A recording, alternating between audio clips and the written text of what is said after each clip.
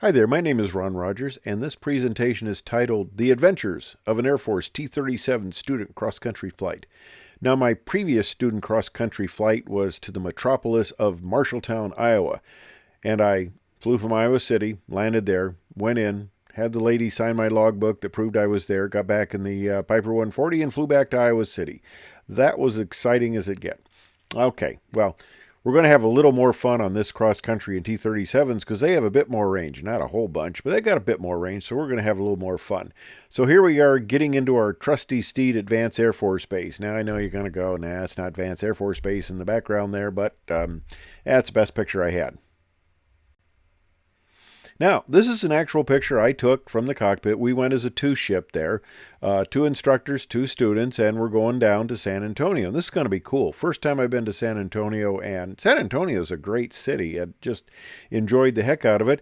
And, of course, the T-37 from Vance in Enid, Oklahoma, Enid by the sea, doesn't have great range, so we stop at Carswell Air Force Base for fuel.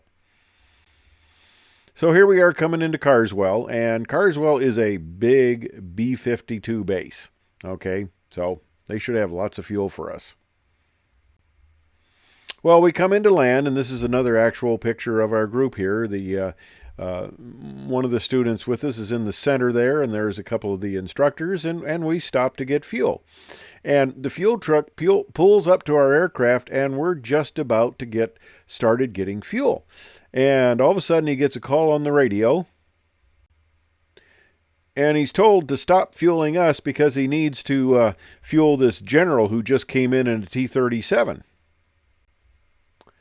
Well, okay. These were Iranian student pilots in the T-37 on a cross-country also, and they had second lieutenant there, and he, you might think he was a two-star general, and I mentioned to the fueler, I say, doesn't he look kind of young to be a two-star general? And the guy kind of looks at me and he goes, well, I'm not sure. And I go, yeah, I don't think he's a general. But they still fueled him first, but we had plenty of time. We got fuel. And then we headed on down to Randolph. And Randolph is a beautiful old World War II Army base. And we parked there. Parked our airplanes, and we ended up staying at the BOQs, the Bachelor Officers' Quarters. And, of course, I was married at the time, so I didn't really qualify for Bachelor Officer, but they put me there anyway, of course. A little bit of military housing humor there. Very low. Of course, we're going to San Antonio. We're going to have a fun time. We go see the Alamo. That was really cool. But now, you can't see San Antonio without seeing the boardwalk. And that was just a really cool deal. And there were a total of about 8 of us, if I remember. We had two ships, which would be 8 pilots.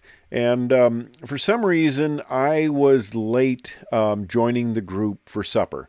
And the 7 of them were sitting around a table. Okay, this is not an actual picture at the time. Some of those people would not suffice with Air Force grooming standards, but we're sitting at the table, and it's a round table, and I come up, and of course, there were only 7 places there at the table. Now, we eat out, my wife and I eat out a lot, and we have our favorite restaurants. We know the owners / managers. We have our servers. We have our main servers who, they know my meal, and the only question they ask me is, do I want a beer? And it's not even what type, because that doesn't change. I'm a very ordered person. Unless it's going to one of our fancier restaurants, it has more of a menu, but she knows what pizza I want. So anyway, we've got our restaurants. We go out. We're treated very well. I tip nicely, and we're treated well. So don't think I'm a Scrooge here when I relate this story. Well, okay, I come up to the table, and there's not a place for me. And they say, oh, we can set you here. And the server says, no, we can't set him there. And he goes, oh, yeah, sure we can. What are they going to do? Set me at a table by myself? So I say, oh, yeah, sure we can. So they spread out. They move their service. One guy gets me a chair. Another guy gets me a place setting, and we sit down there. Well, the server is not happy. He is not happy at all. And he's grumpy. He treats us terribly. He's extremely rude. And when we get up to go, Nobody leaves them a tip. We all put the money down for ours. We get the change back, and everybody takes the change. And I said, now wait a minute. Okay, he's standing over there. He's hearing this discussion. Most of the people have walked away. There's just me and another guy sitting there talking. I said, we can't not leave this guy a tip. That would be totally rude. The other guy says, you're right. We should leave him a tip. And I pull out of my pocket. I pull out a nickel and 2 pennies. And I go, okay, I got 7 cents here. I said, is that too much of a tip for the service we received? And the other guy says, oh, you might be over tipping him, but, that's okay. Go ahead and leave it. So I counted the money out carefully, put it on the table, left the 7 cents, and we left. He wasn't very happy there. Well, the group went out to a bar, and we were having a good time, and we decided to go. But good friend of mine I've known since I was 4. I also went through college together, pilot training together, and we went on this cross country together.